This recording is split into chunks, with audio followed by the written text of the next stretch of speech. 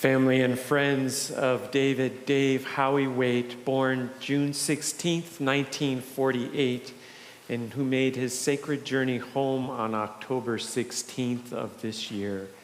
Greetings to you this day. Know that I have held you tenderly in my heart and in my prayers, and the prayers of this congregation continue with and for you today and the days to come.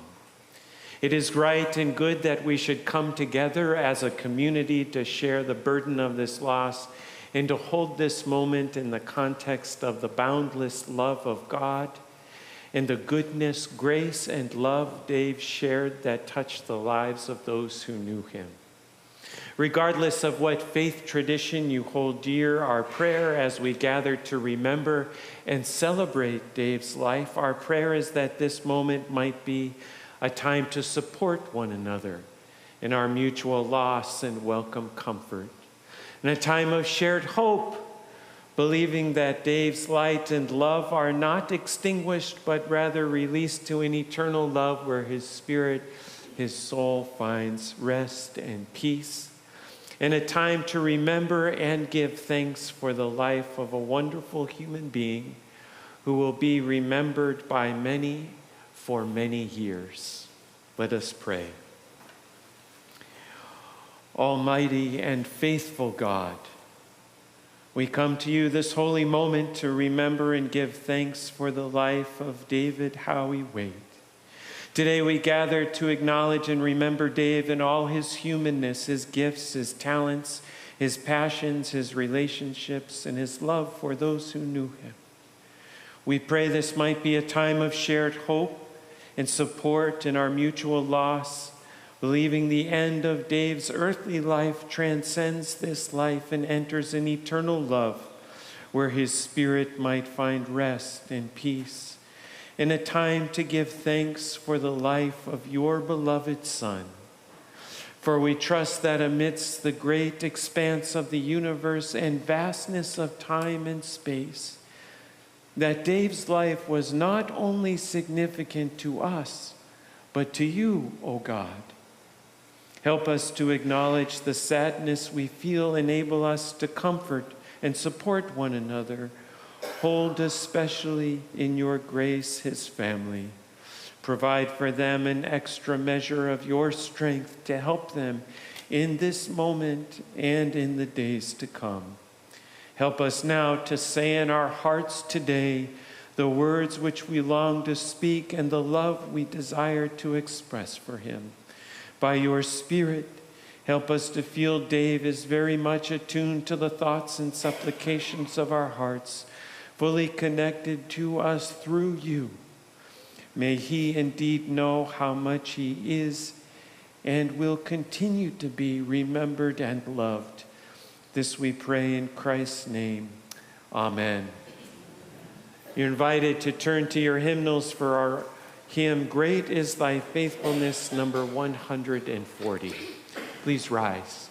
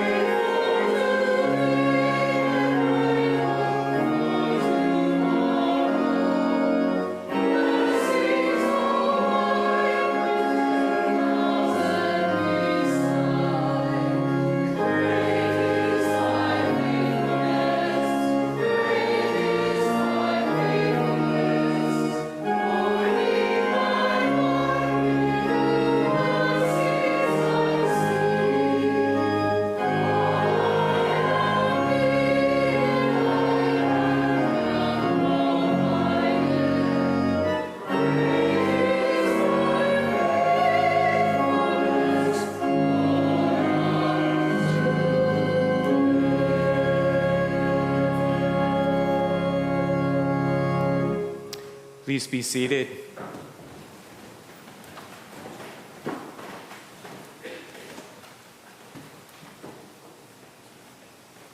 It is my privilege to read Dave's personal history written by his wife, Marty Waite.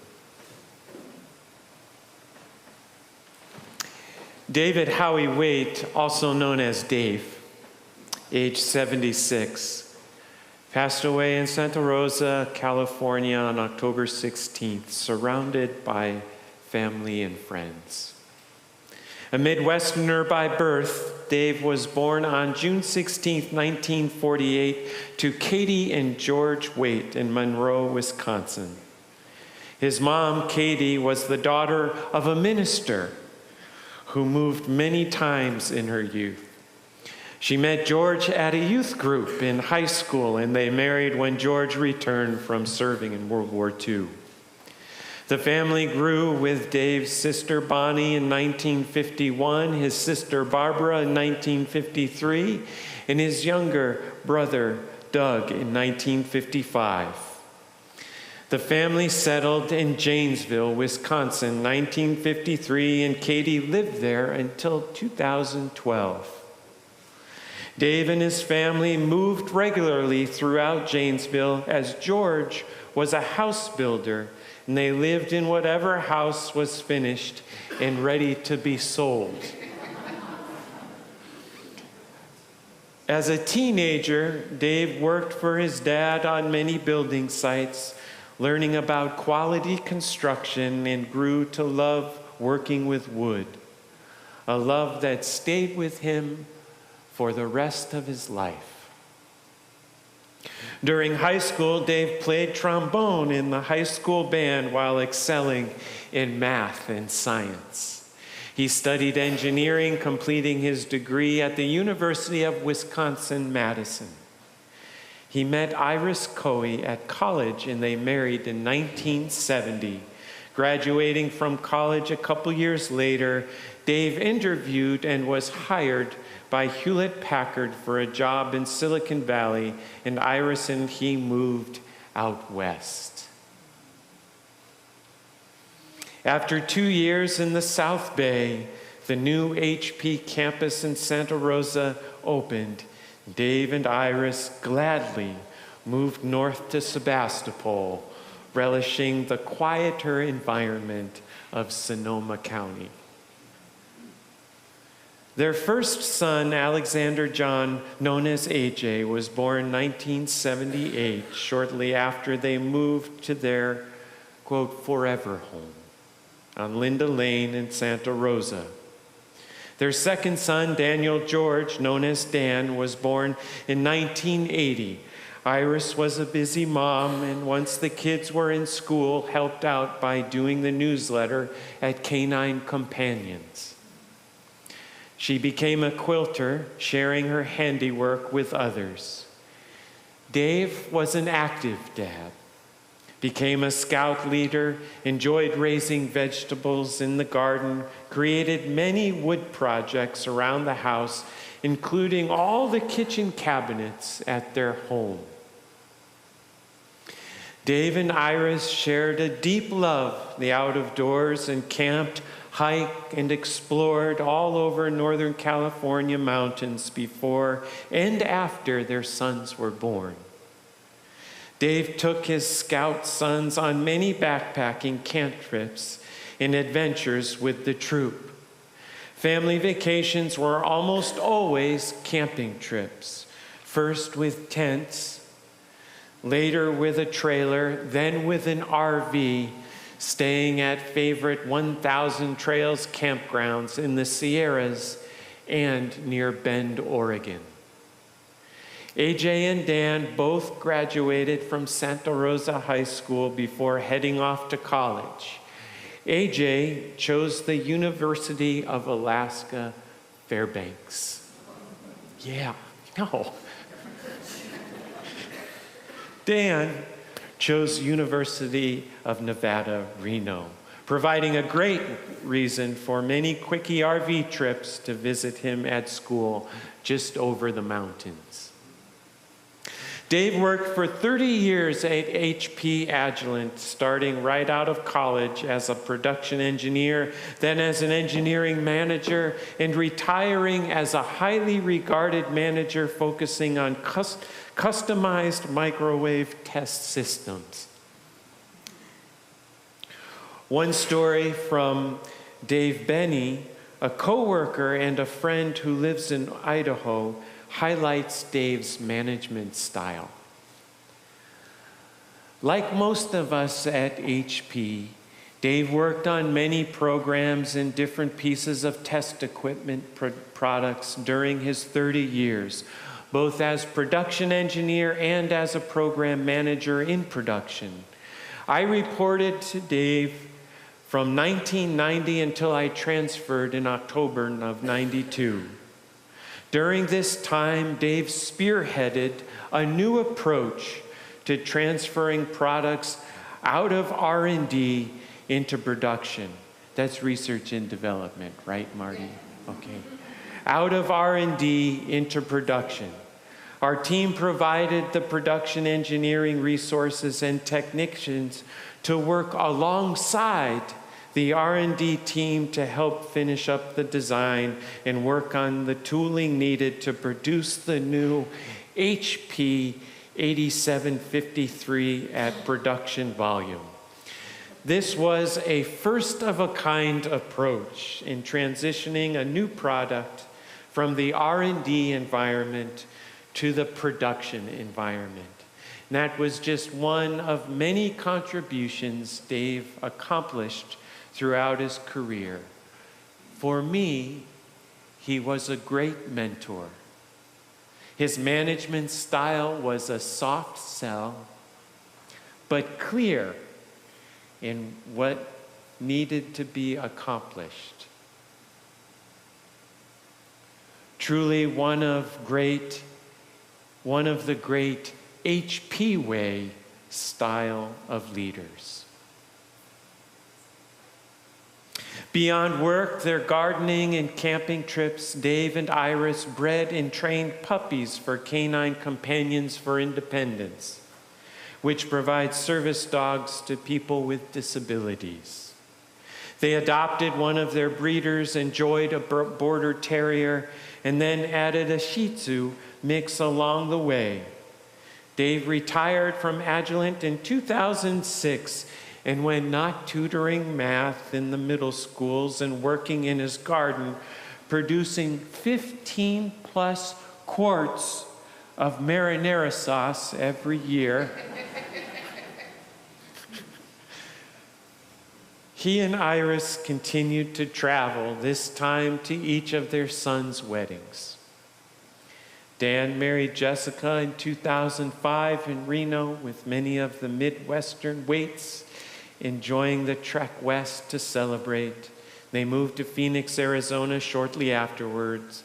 AJ married Maria in 2006, Fairbanks, Alaska, providing the extended family with an excuse to visit Fairbanks to help the couple celebrate their wedding. Iris had been diagnosed with Crohn's disease before AJ was born and dealt with a wide range of symptoms over the years. She passed away in 2010 with Dave, her sons, and daughters-in-law with her. Her ashes were scattered at Goat Rock Beach, which had been a favorite place for the entire family for many years. Dave was looking for something to keep himself busy after Iris passed and met a fellow scoutmaster at the dump.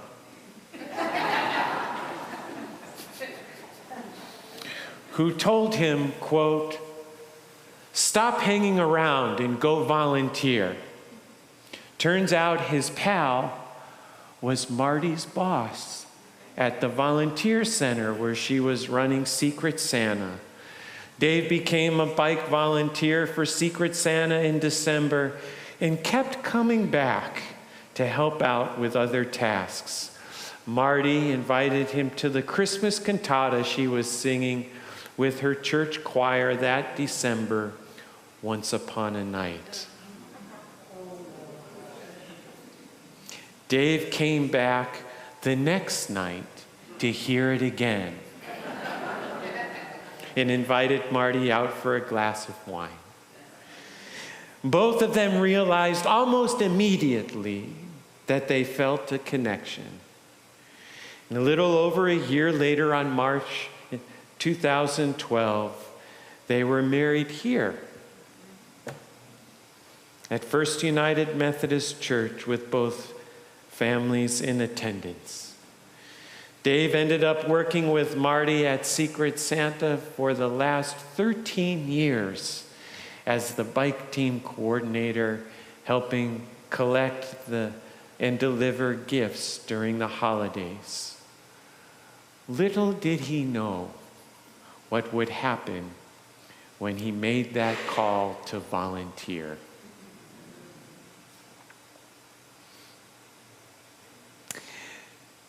Dave and Marty both shared a deep love of traveling, outdoor adventures, cycling, and exploring, so they embarked on several trips each year during their time together, exploring the U.S., Europe, plus New Zealand and Iceland. So many great trips, including a special adventure in Italy and Austria in 2017 with the Wait Kids. Then, October 8th, 2017, Tubbs Fire stopped all travel for a while. Remember. The home he and Iris, and then he and Marty loved so much, became ash in a couple of hours. It took 19 months to rebuild, and they proudly moved back home in May 2019. There is a phoenix rising from the ashes in a stained glass panel above the windows that Marty's brother made for them, signifying the philosophy both Dave and Marty had in the face of loss. With faith, love, and hard work, you can rise above adversity and live again. The one wonderful thing that happened after the fire that gave Dave great hope was the birth of his granddaughter, Octavia Rose Waite. Oh, did I say it wrong? What did I? Oh, Octavia. Where are you, Octavia? Octavia Rose Waite, daughter of Dan and Jessica in Phoenix. Now the trips included Phoenix at least once or twice, 2 times a year, and Dave looked forward to the times the, quote, kids came north to Santa Rosa for vacations and Christmas. Dave made many wonderful memories with Octavia, while Dave's last years were beset with health problems. He still walked in parks when he felt well, worked in the garden, talked with family near and far, sat on the front porch reveling in the quiet feeling in our yard, enjoyed visits from his kids, and shared his quiet persona with people having problems themselves, all while facing his challenges along the way. Dave's 76 years on earth were filled with love, caring adventure, and a calm, quiet assurance that there is always a way to fix things so they will work again. I love it. Regardless of it being a plumbing issue, a bicycle, or the challenges of friends or family members. An amazing, calm, loving man, Dave will not be forgotten. Now I'd like to invite Octavia and Jessica to offer their readings.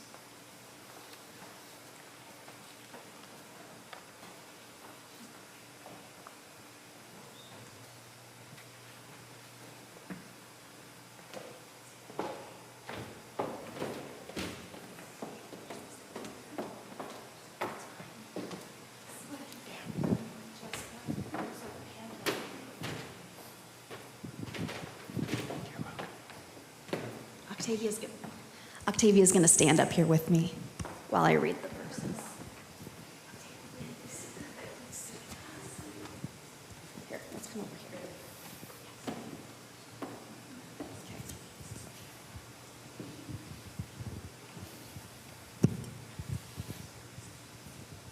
Can you hold this for a second?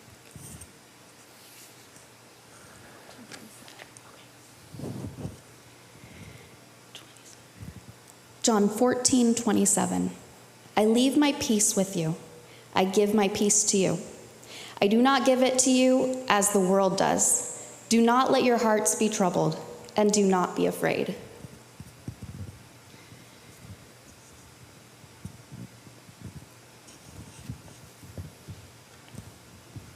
And John 3:16. God so loved the world that he gave his one and only Son. Anyone who believes in him will not die, but will have eternal life. Do you want to stay up here with me? Okay. When I Die by Merritt Malloy. When I die, give what's left of me away to children and old men that wait to die. And if you need to cry, cry for your brother, walking the street beside you. And when you need me, put your arms around anyone and give them what you need to give me. I want to leave you something better than words or sounds. Look for me in the people I've known or loved. And if you cannot give me away, at least let me live in your eyes and not your mind. You can love me best by letting hands touch hands and by letting go of children that need to be free. Love doesn't die, people do. So when all that's left of me is love, give me away.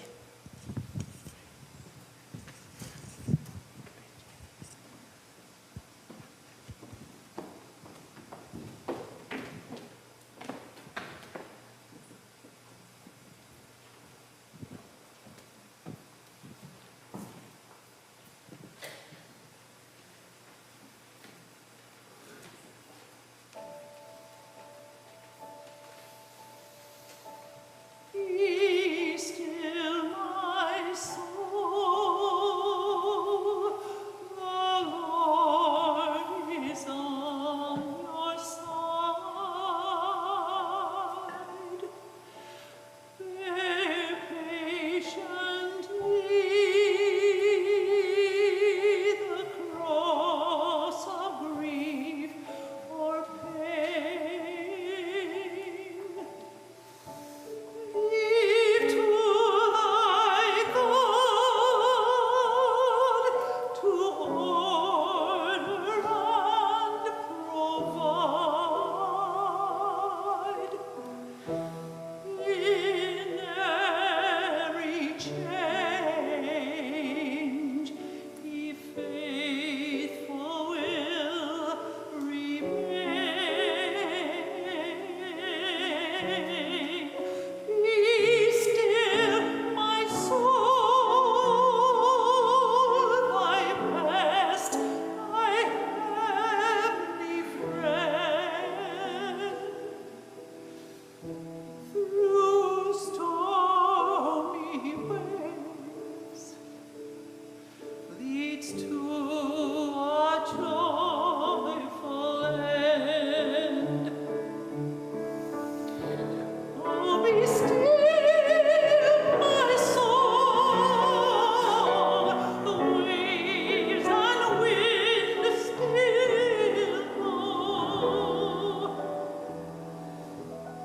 Still know his voice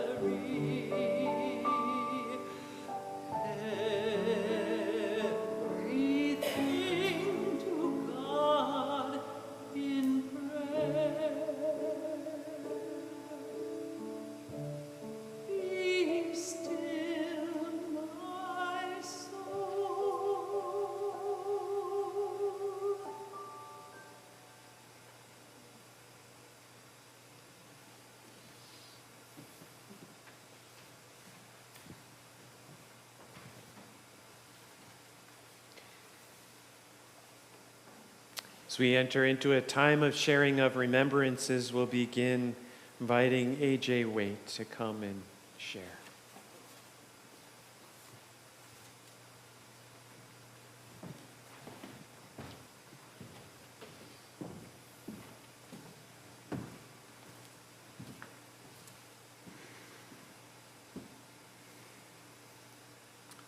When I sat down to think about that special memory or experience to share with you today, nothing stood out in my mind.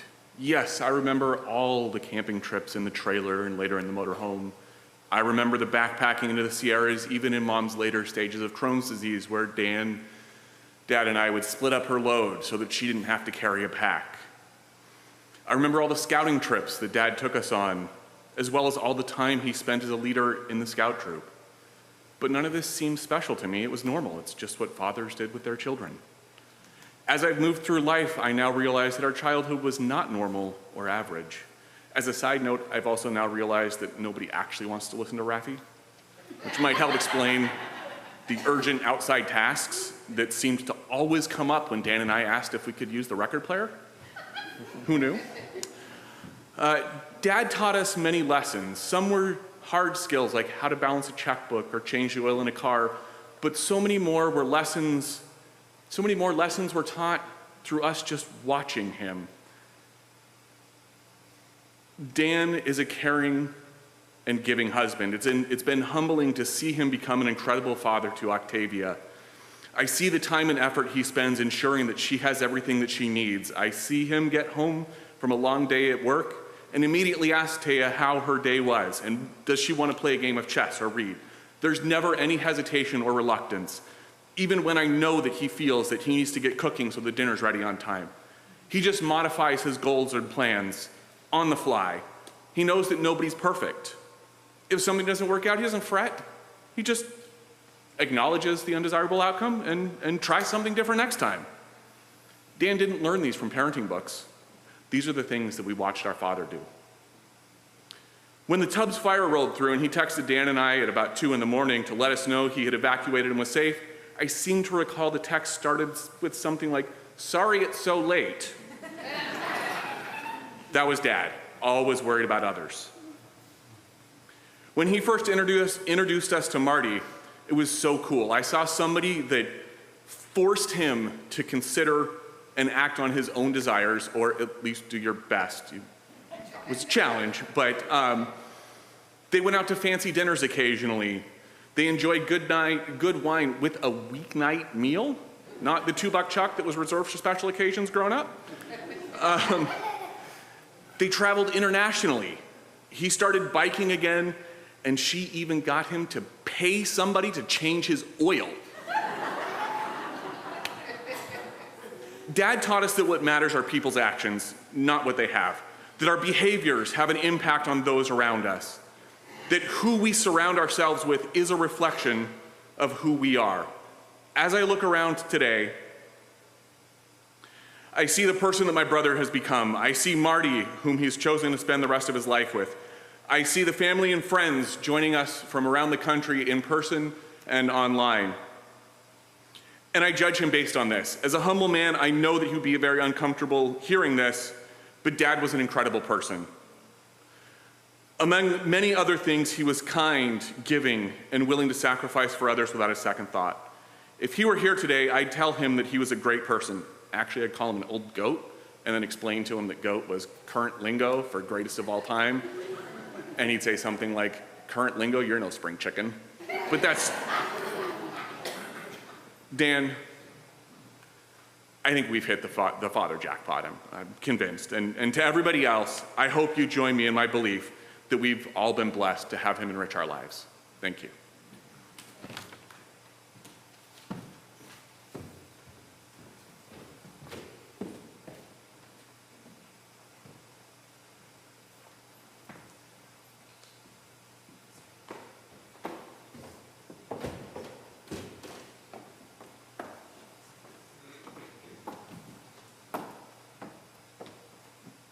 I don't have paper because I'm too young. I have a phone.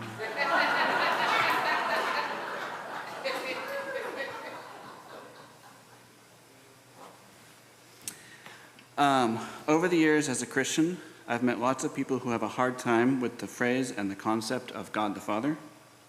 They may have had fathers who were absent or neglectful or abusive. I'm going to cry.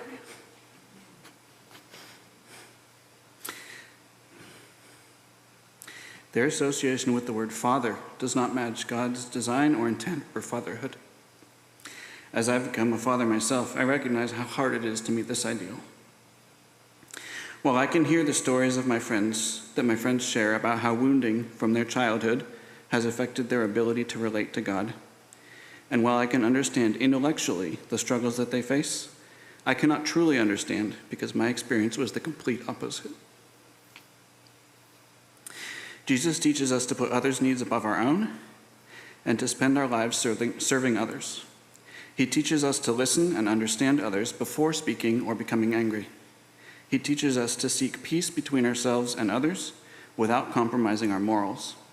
He teaches us to accept responsibility for our mistakes, apologize for them, and learn and grow from them. He teaches us to do the right thing because it is right and not because others are watching. He teaches us to work hard and enjoy the blessings we are given. He teaches us to accept our loved ones as gifts from Him and enjoy them accordingly. While nobody is perfect and nobody does these things perfectly, I have never met anyone who embodied these principles better than my dad. When I was a kid, like AJ said, I assumed all of this is normal. I assumed these character traits were normal because he lived them so effortlessly. I had to grow up in order to realize how truly exceptional my dad was. So thank you, Dad, for being a great father to me and a great grandfather to Octavia. We miss you.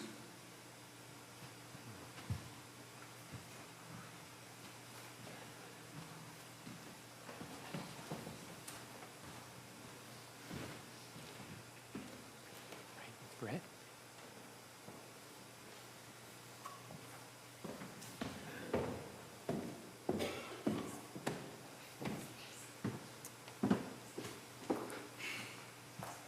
My name is Brett Waite, and in case you couldn't tell by resemblance, look at my face, I'm Dave's nephew. I grew up and spent the first 10 years of my adult life in the same city in Wisconsin as Dave did, Janesville, moving to the Sacramento area about 15 years ago or so. Immediately upon arrival to California, Dave and Marty adopted me, or maybe I adopted them, I'm not sure which. As a local son, having heard where Dave's biological sons live, I'm a time zone closer. More regularly getting together for holidays, hikes, fun activities around Lake Tahoe, Northern California, and of course, wine tasting in Sonoma, because it's Sonoma. I'd like to begin by sharing a few words on behalf of my aunts Barb and Bonnie, Dave's sisters, both of whom live in Wisconsin with their families and couldn't make it here today in person for the service, but are watching on the live stream right now. It's my honor to share some memories of Dave growing up. We've got a few fun stories and memories, as he was the best brother we could have asked for, and our family rarely quarreled. Part of the reason for this is our parents somehow instilled a strong expectation that we should respect each other. The other part had to do with Dave. Being the oldest, he could have bullied and controlled the younger three kids, but didn't. He was a gentle soul, caring about others and generally smiling, on the outside at least. When we were growing up, we did a lot of activities as a family. We went camping, traveling, visiting grandparents, playing cards. Winters were the most fun. We went sledding and tobogganing on the hills of the golf course in town. This might be a little hard to relate to if you're not used to snow. We often went bobsledding on a homemade bobsled, which was designed and built by our dad with help from Dave. Unlike the bobsleds we think of today and see on the Olympics and such, this one wasn't enclosed and basically was just a long board on wooden rudders with a steering wheel. Our dad would hook the 4-kid bobsled up to his truck and tow it up and down the snowy and icy hills in the local cemetery and golf course. Usually Dave was the brakeman because he was the oldest, but also the strongest. We had a wonderful time giggling or screaming, and probably lived because Dave knew exactly when to put on the brakes. Undoubtedly, this would be frowned upon today, probably illegal, but it was great winter fun at the time. The next memory is sharing Dave's sleepwalking adventure. When Dave was about 7, we had just moved into our parents' second home in Janesville, because the first one had already sold, as you heard in his personal story. And late one night, Dave climbed out of one of the windows and went for a walk. Our parents found him 3 or 4 blocks away from home and were unsure if he was heading back to the first house or to school. We think it was school because Dave was an avid learner, always looking and learning. Every summer, our family took a 2 to 3 week camping vacation out west to the national parks. When Dave was about 12, we were hiking in the Grand Teton Mountains, and a sudden downpour, not lasting more than a couple of minutes, had us huddling for shelter under a tree. When it stopped, which was just as fast as it started, we started hiking back down to the trailhead. Dave was jumping on rocks, crossing a creek at one point, and was exploring the other side when the creek turned into a raging river as the rainwater from up the mountain came pouring down. A plan was formed that Dave and our dad would hike back up the creek on opposite sides until they found a safe place for Dave to cross back. Sure enough, as we were starting to worry that he would never find such a place, out popped Dave from the woods wearing his famous smile as if nothing ever happened. Speaking of smiling, those of you who really knew Dave closely could probably relate to this.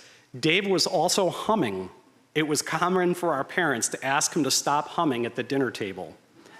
Dave was a people pleaser, a person who generally followed the rules and would comply. However, one Sunday, when Dave was supposed to drive us to Sunday school, evidently we convinced him to break the rules and drive us to the park to have popsicles at the concession stand. We all thought it was a great way to spend a Sunday morning, and don't know if our mom and dad ever found out. Even though Dave lived over 2,000 miles away from Wisconsin, he made a point of staying connected and supportive. Once he moved to California, he would come home with his boys in tow, and we'd all get together either in Janesville or in northern Wisconsin near where Bonnie lives. For over a dozen years, he and Marty would come back twice a year and spend up to a week with us playing cards, helping with projects, just bringing joy to our lives. Both times when we called Dave to say first dad, then 10 years later mom, needed hospice care and things weren't looking good, he was on a plane the very next day to come and help. That's Dave's character. Dave, you'll be missed by all of us. Love, Barb and Bonnie. After those stories and memories of Dave's childhood, I'd like to conclude by sharing a few remarks about him that probably at this point won't become of any surprise, especially having heard AJ and Dan's talks as well here. But Dave's exceptional kindness and positive attitude, even during tough times, contributed to so many people's lives, including mine. Dave's caring nature meant he never said an unkind word about someone and always strived to do the right thing, even putting aside any inconvenience or additional work that might have meant for him. His willingness to work through tough challenges and help solve problems, whether they were with construction projects, doing maintenance on the house, sharing wisdom with a big decision, even helping with the infrequent family quarrel, were second to none. Plus, of course, he liked to have fun too, hiking, biking, playing cards, games, enjoying the fruits of the Chateau Garage. Did I say that right, Paul? Chateau Garage? And the wine that he and Marty made with that group, just to name a few. Dave was a role model to me, as he was so many others, and we will forever miss him.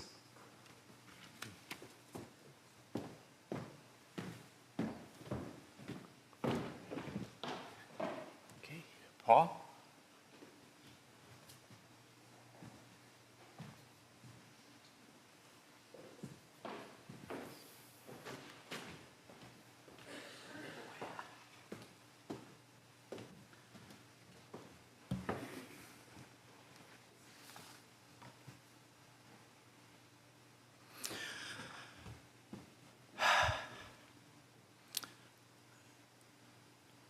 I am Paul Conhans.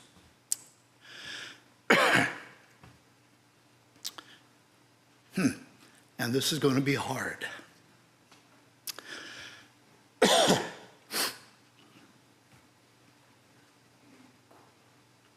I'd been doing really well until today. Dave was my pal. He was my buddy. And my best friend. So I'm going to share just a few thoughts with you about Dave from that perspective of buddy, pal, and best friend. So let's start with that name, David Howie Waite. Howie. How do you get a middle name like Howie? It must be special in Wisconsin, right? Fairly early in our relationship, our friendship, I became aware of Howie, and one day I suggested to Dave that I would start calling him Howie. Well, Dave looked back at me with his calm demeanor, a little smirk on his face, and he said, "Well, Paul Wilbur Conans, we could make this work." Never brought it up again. My family moved down to Santa Rosa from Corvallis, Oregon, Hewlett-Packard, in 1980, middle of the summer, joining Larry Rare's NMD production engineers. NMD was, come on, Conans. Network Measurements Division, had a senior moment for a second. And Dave was in that group as a production engineer, so we met. His quiet humor and his intelligence and his Wisconsin values, I'm originally a Hoosier myself, connected me with him. I have no idea what he saw in me, but we became friends anyway. Dave and I had a 44-year friendship. During my 22 Santa Rosa working years, it ebbed and flowed as life did. We were busy. You heard quite a bit. Different career paths at Agilent. Outside work, as you heard, he dived into Boy Scouts with his 2 boys.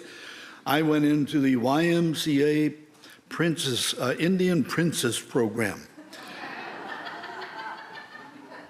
because I had 2 girls. But we stayed well connected through those years. I retired in 2002. Dave retired in 2006. And once that happened, we got closer and more active in the next 18 years. A couple of memories. Once a week, or almost once a week, bike riding from Fulton Road or around Rohnert Park. From Fulton Road, we would ride 16 miles to Grayton or 23 miles to Forestville and back. And we would stop for coffee at Andy's Market.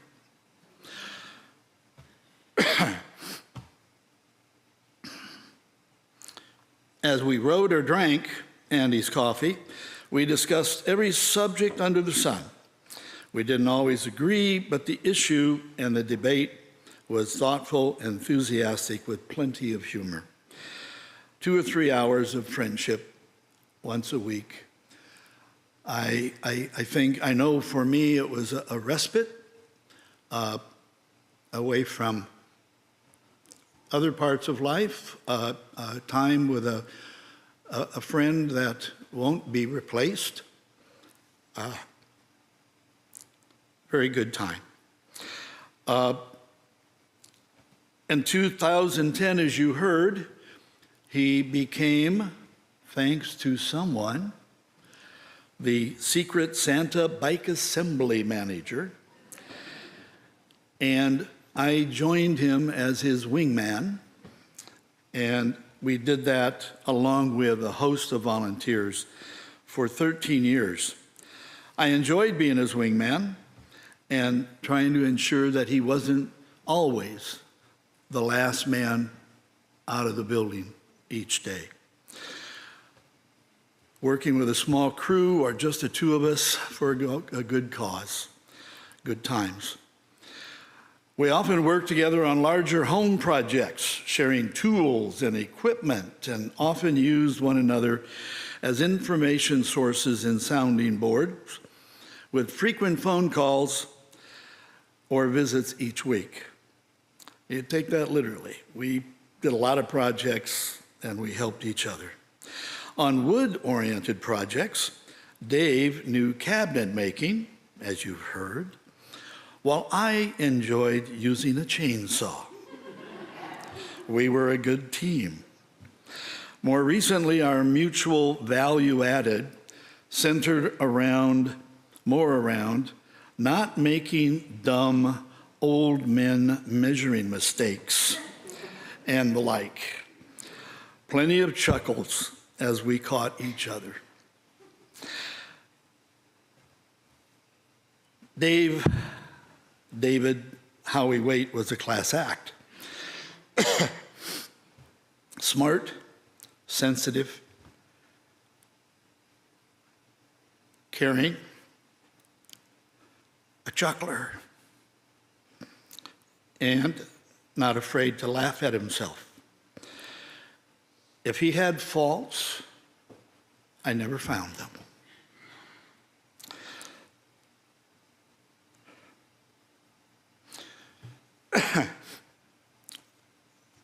I am so proud and thankful that we were close friends, brothers even. Thank you.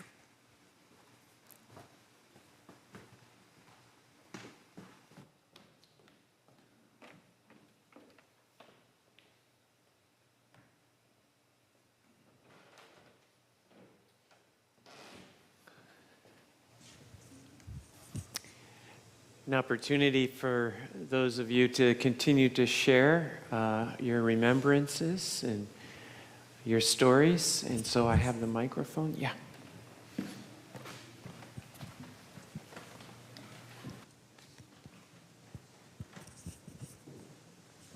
Is it on?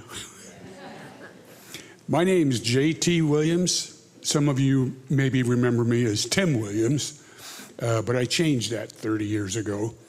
But I want to relay a little story of David when he was a production engineer, and he was invited to an important production meeting to be held in the microelectronics conference room. And it was an early morning meeting, 8:30. Well, David had to be there, but he wasn't. And so about 10 minutes after the time when he should have got there, Dave walked in, apologizing for being very late. And this is a very small conference room with maybe a dozen people in it.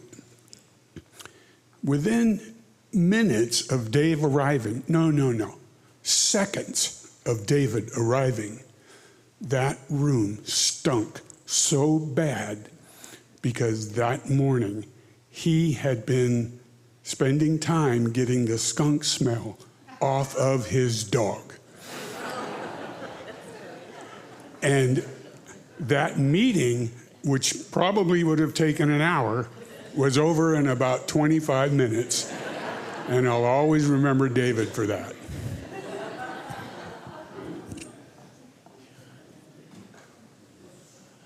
All right. Other? Yeah. My name is Jim Bray, and I'm the guilty party that saw Dave at the dump. But I want to make a clarification. It wasn't the dump. We were at the composting center. It's a small difference there, but important.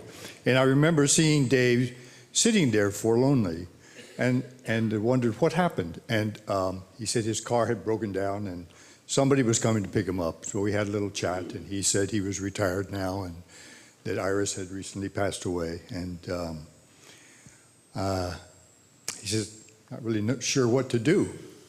And at that time, I was working at the volunteer center and had some responsibility for the Secret Santa program. So I said, come on over there, and you might find something interesting.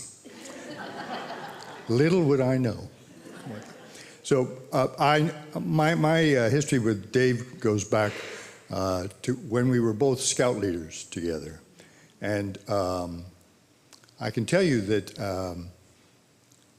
Dave really lived the scout laws and mottos.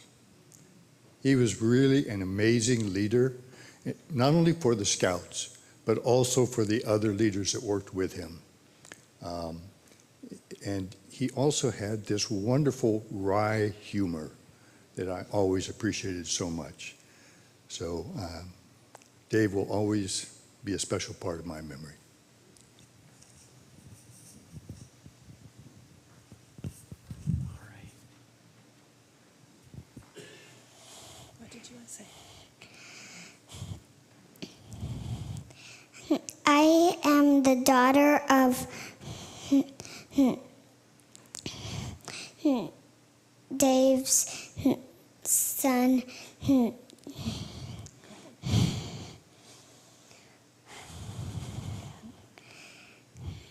and granddaughter to Dave. Dave was really an amazing grandfather, and I want to appreciate him for always being there.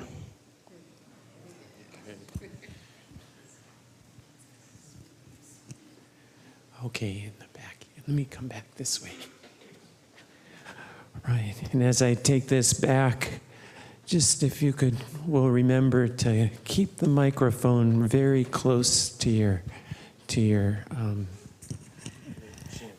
Both Dave and Marty were part of our volunteer and mission team from this church. Each year we'd send out a team for about 2 weeks to repair houses from disasters. In 2017, Marty was with us in Middletown and Dave had stayed home. She received a call early in the morning saying there's a big fire in Santa Rosa, and I'm sorry to say the house is gone. He said he was on his way out to the car with the last box when the bushes around the house caught fire. And he said, I'm fine, you can stay. Needless to say, Marty felt she needed to go home and be with her husband, and they moved on from that loss of their beloved house. But Dave was an important part of the team, and we'll miss him. Thank you. Yes. Mike Rake, I'm one of the NMD folks that Paul talked about. Dave was a good engineer, and he listened when I was in managing the stores. It was a receiving, warehousing, and distribution, and I brought over a box of cables. There was like a dozen of them in there, and they were all the same length, same color wire, same connectors on the end. They all had different part numbers. And I asked Dave, do you think we could get like one part number for all these? So the instruments had their numbers, but shortly after, some of the instruments had these common numbers. Then I went to another job where I was international shipping, and one of Dave's systems was going to China, and it was on a truck on a road up over some mountain where the road had washed out, and they wanted to take it by horseback, but it was too big. And they said in the text or in an email that they wanted to saw it in half. So I forwarded that to Dave, and I told him it was okay. And within seconds of me hitting the send on that thing, he called, Mike, no. I said, Dave, I didn't tell him to do that. So we had a little fun, a little laugh. But I guess it got there somehow on horseback. Anyways, I'll miss him. All right. Any other stories, remembrances? Yeah. I'm Paul Rear, and I was fortunate enough to have Marty and Dave in our winemaking group for the last 10 years or so. And kind of an other side of Dave's story, the group that we've had making wine in the garage, it shifts every year. And there's people come and people go, but there's usually between 8 and 10 people. And about the time that Dave and Marty joined, we had this preponderance of people who were engineers all of a sudden. And I'm a finance guy, I'm not an engineer.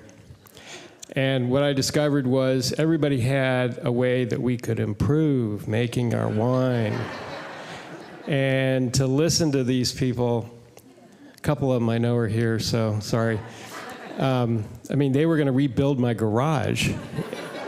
And the only one that just kind of kept to himself and was gracious about it was Dave. And he just kind of let it be, and I always appreciated that.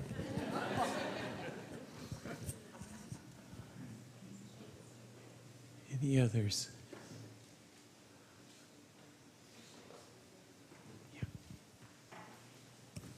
So I'm Dave's daughter-in-law, Jessica. And I knew Dave for about half my life.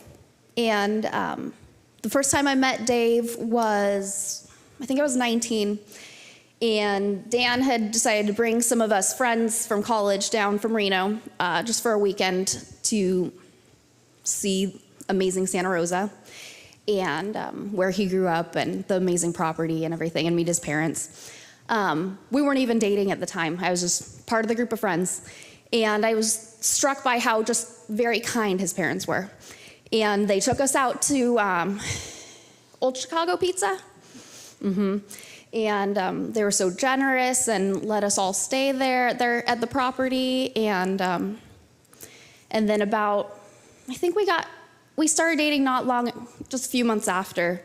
Well, we were denial dating before that, but, and then we were engaged about a year after that. And the way Dave just so welcomed me into the family with open arms was just incredible. And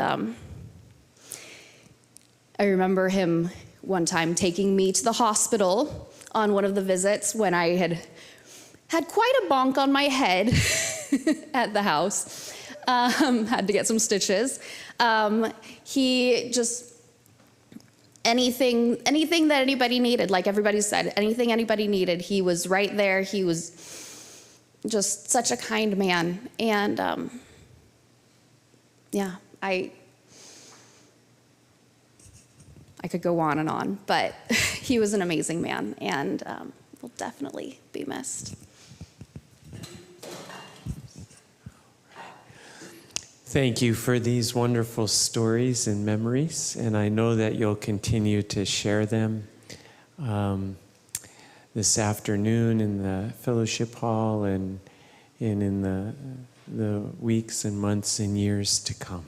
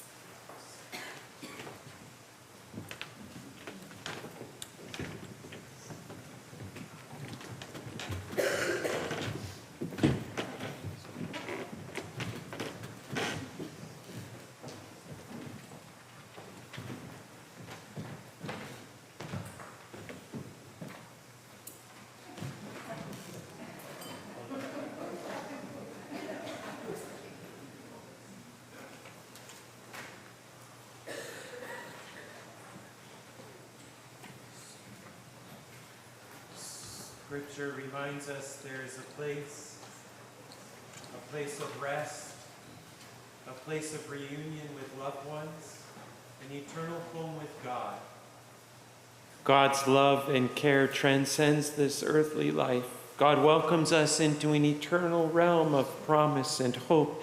Death and dying are not an end to life, but rather a doorway to life everlasting, where we are welcomed into the great and wondrous love where we find rest.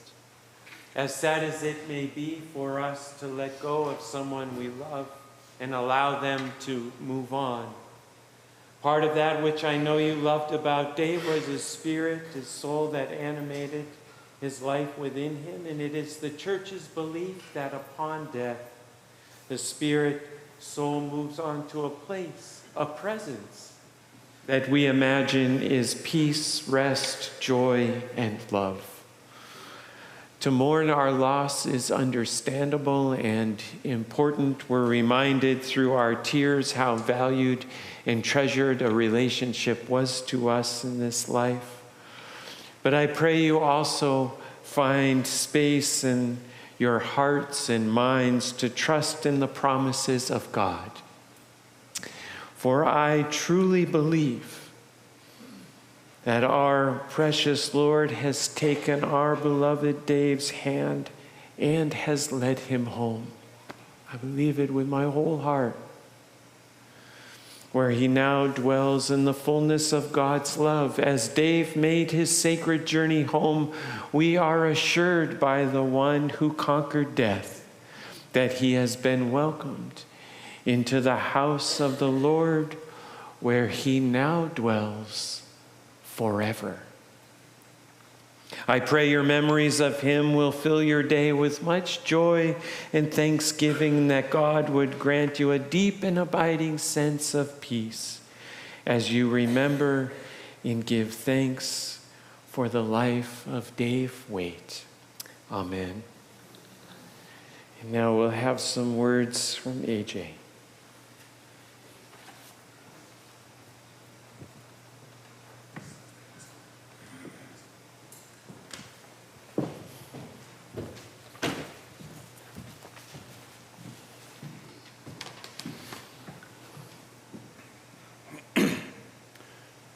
On behalf of Marty and the entire Waite and Patton families, I'd like to extend our thanks to the many people, family and friends, and especially the FUMC church family who have been so supportive and caring during the several illnesses Dad has experienced this past year.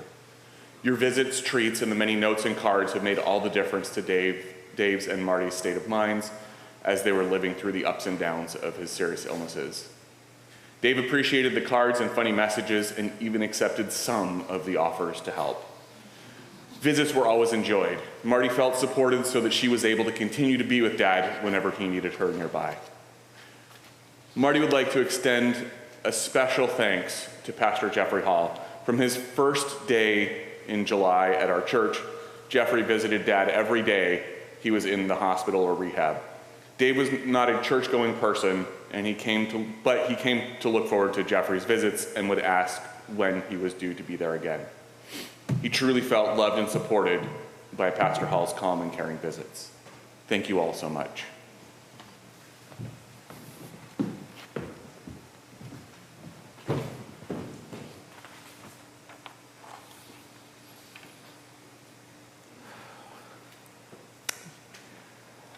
Let us pray.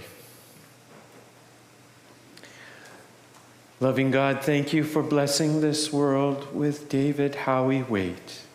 We thank you for every grace that came to Dave's family and friends through his living. We give you praise for every good blessing that was his, for the warmth of his generous spirit, his goodness, kindness, and faith, for the light and love that shone through his life.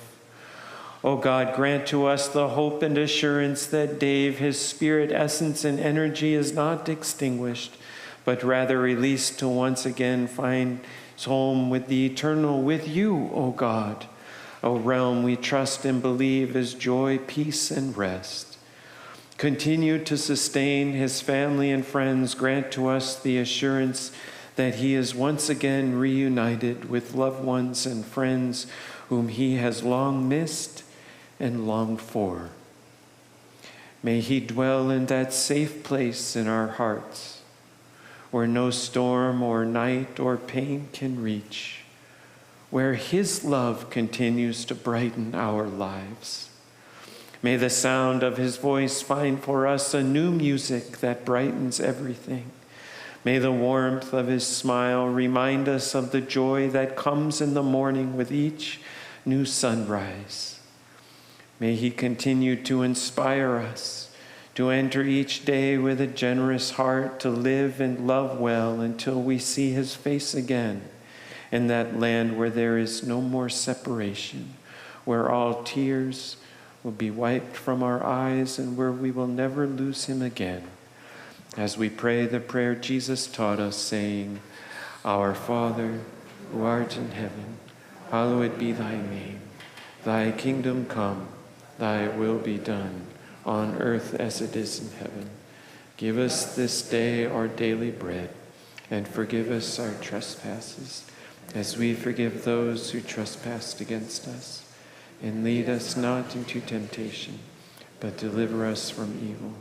For thine is the kingdom, and the power, and the glory forever. Amen. I'd like to invite you to join as one and read Psalm 23, a beloved psalm that's brought comfort and healing to so many. Let us read together. The Lord is my shepherd, I shall not want. He maketh me to lie down in green pastures. He leadeth me beside still waters. He restoreth my soul. He leadeth me in paths of righteousness for his name's sake. Yea, though I walk through the valley of the shadow of death, I will fear no evil, for thou art with me. Thy rod and thy staff, they comfort me. Thou preparest a table before me in the presence of mine enemies. Thou anointest my head with oil. My cup runneth over. Surely goodness and mercy shall follow me all the days of my life, and I will dwell in the house of the Lord forever. Shall we rise to our feet and sing together number 378, Amazing Grace?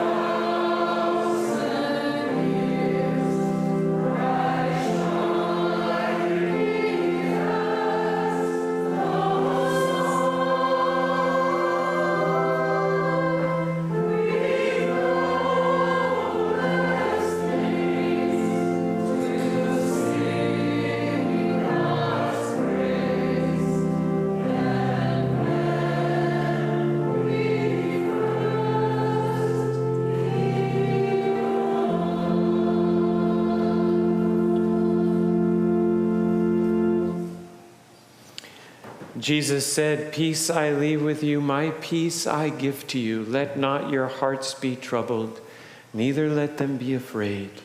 Go forth now in God's peace. Carry with you wonderful memories of Dave.